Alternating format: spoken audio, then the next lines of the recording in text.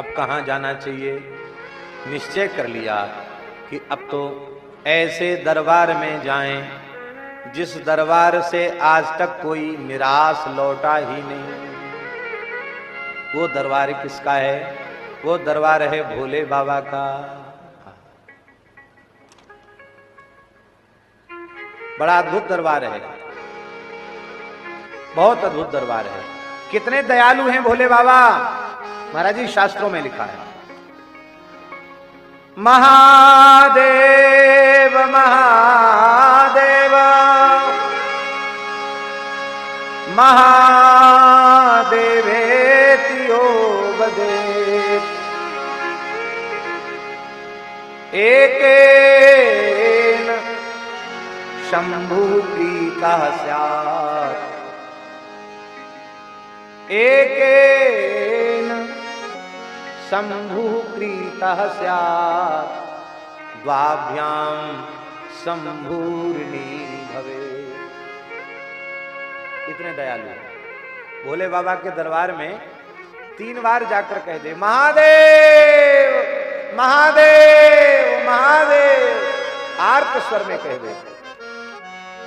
एक बार महादेव शब्द का उच्चारण करने पर शंकर जी बिना मोल के बिक जाते हैं। एकेन शंभु कृत स्यात्। अब वो बेचारे ने 2 बार और बोल दिया महादेव महादेव, बोले अब तो हम कर्जदार हो गए, अब इसका तो चुकाने के लिए हमारे पास कुछ है ही नहीं। ऐसे ही बोले आशुतोष तुम औडर दानी। नरसिंह जी ने विचार किया कि इन भोले बाबा से उत्तम दरबार और किसी का नहीं है। या तो ठाकुर से आशा करो या ठाकुर के प्राण प्यारे जनों से आशा करो। भोले बाबा तो ठाकुर का हृदय है। वैष्णवानाम यथा शंभु, वैष्णव शिरोमणि है।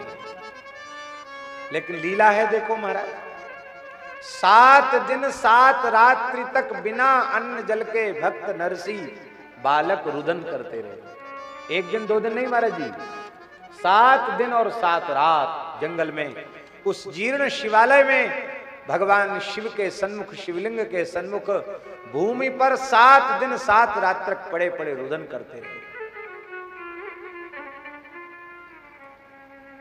देखो वैष्णवों का जो पक्षपात युगल में श्री प्रिया जी के प्रति होता है, उसका कारण यही है कि ये प्रिया जी यदि वामांग में न हो तो कोई जीव भगवत शरणागति के योग्य नहीं होगा। ये हम वाम स्वभाव वाले जीवों के हित के लिए ठाकुर के वाम भाग में रहती है। हम सब वाम मार्गी, उल्टा पलटा चलने वाले। हम लोगों के हित के लिए वे स्वयं ठाकुर के बाएं रहती हैं, वाम भाग में रहती हैं। हम बाएं चलने वाले जीवों को पकड़ पकड़ कर अपने प्रीतम के चरणों में न्यौछावर करने के लिए। इसलिए स्वाभाविक है जो जिसकी पक्ष लेता है उसके प्रति उसका पक्षपात होता है। जीवों का पक्षपात श्री जी लेती हैं, इसलिए श्री जी के प्रति कृतज्ञता का भाव होना यही धर्म है। वैष्णव का, भक्त का, प्रेमी का, रसिक का यही धर्म है। भैया यहां भी युगल उपासना है शिव पार्वती की। इस युगल उपासना में नरसिंह पर कृपा किसके माध्यम से हो रही? बहुत ध्यान से सुने इस बात को।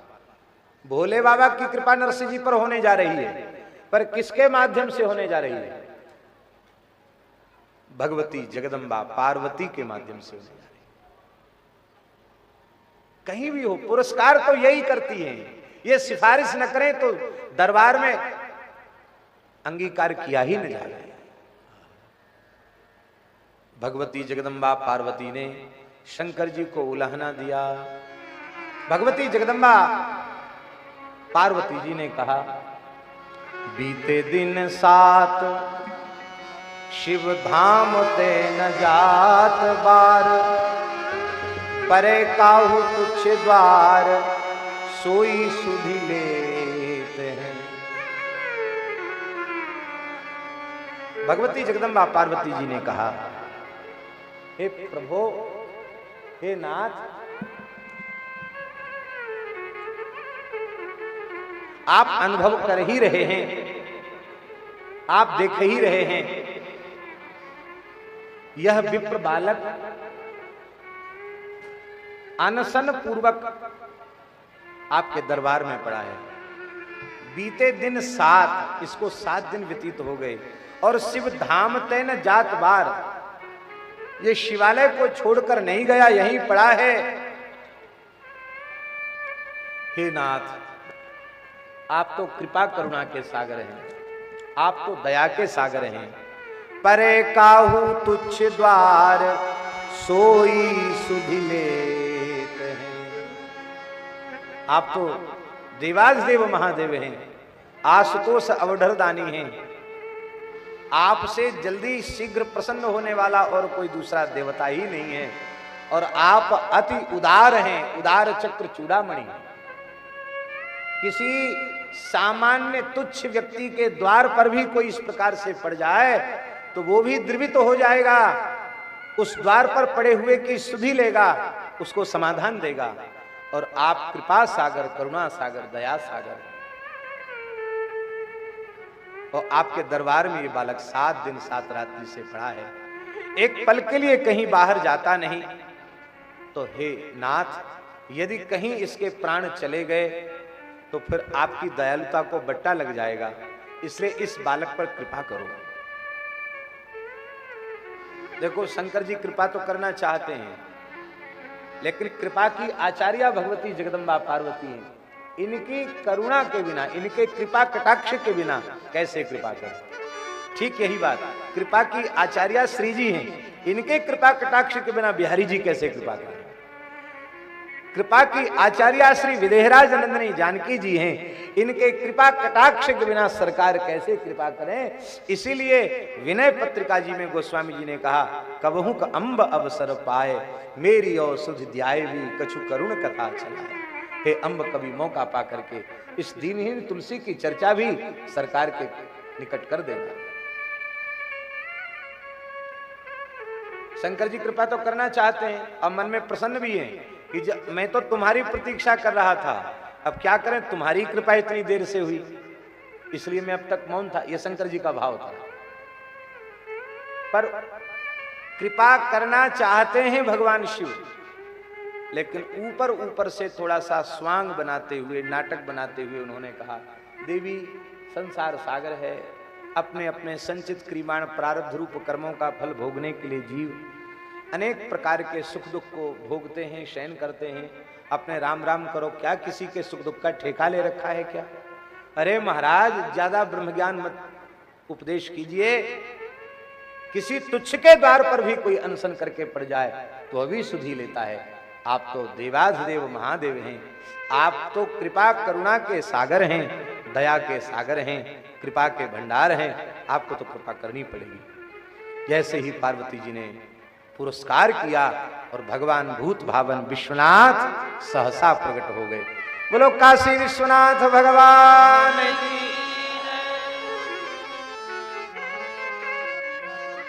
श्री प्रियादासी वर्णन कर रहे हैं, इतनी विचार भूख प्यास दैतार, लियो प्रगट स्वरूप धार, भयो ही हे प्रत्यक्ष प्रकट हो गए। भगवान शंकर के दर्शन करते ही देह धर्म की निवृत्ति हो गई, भूख प्यास आदि निवृत्त हो गए।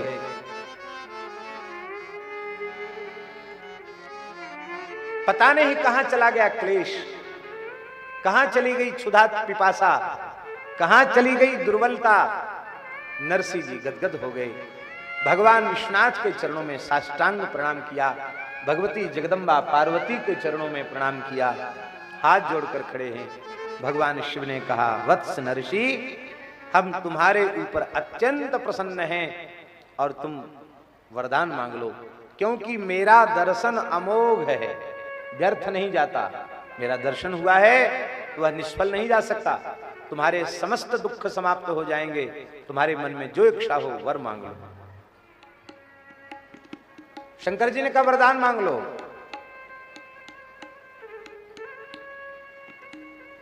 नरसिंह जी ने कहा, बोले बर मांग,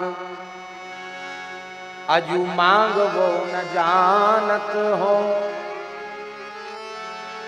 आप कह रहे हैं मांग लीजिए, मांग लो, प्रभु मैं अपने हृदय की बात निवेदन करूं, बहुत छोटा बालक हूं, यथार्थ में मुझे मांगना आता ही नहीं है। शंकर जी ने कहा ये बात नहीं मानी जा सकती, मांगना नहीं आता। मांगना सबको आता है, छोटे छोटे बच्चे भी मांगते हैं, टॉफी दे दो, मिठाई दे दो, खिलौना दे दो, पैसा दे दो, तो मांगना सब जानते हैं। नरसिंह जी ने इतना सुंदर उत्तर दिया, भैया यह उत्तर साधकों के लिए अमृत संजीवनी के समान है। इसी को कहते हैं भक्त का सहज संस्कार। नरसिंह जी ने कहा भगवान, बालक विवेक और बुद्धि से शून्य होता है। हमने कोई ऐसी वस्तु आपसे मांग ली जिस वस्तु की प्राप्ति में हमारा हित नहीं हुआ, तो आप तो दे देंगे लेकिन मेरा मांगना व्यर्थ जाएगा। इसलिए भगवान, मांगना तो विवेकी पुरुष का सार्थक होता है। मुझ में विवेक नहीं है, मेरा किस में हित है, मुझे आपके दर्शन के फलस्वरूप क्या प्राप्त करना चाहिए आपसे, इतना विवेक मुझ में नहीं है। इसलिए हे भगवान, मैं विवेक शून्य, बुद्धि शून्य एक सामान्य बालक हूं और आप विवेक के स्वरूप हैं। भगवान शिव मूर्तिमान विवेक हैं, भगवान शिव मूर्तिमान वैराग्य हैं, भगवान शिव मूर्तिमान ज्ञान है। इसलिए हे भगवान, आप अपने विवेक से मुझे दीजिए। शंकर जी सावधान हो गए कि बहुत कुशल बालक है, अपने विवेक से क्या दूं? वाह, धन्य है भैया, मांगना हो तो ऐसे ही मांगना चाहिए। हाँ हाँ, बोले बर मांगी अजू मांग वो न जानत हो, तुम्हें जोई प्यारो सोई देवो चित चेत। हे नाथ, आपको जो प्राणों से अधिक प्रिय हो और जिसमें हमारा परम हित होने वाला हो, वह आप कृपा करके हमें प्रदान कर दीजिए। आपको जो प्यारा हो वही आप हमें कृपा करके दे दीजिए।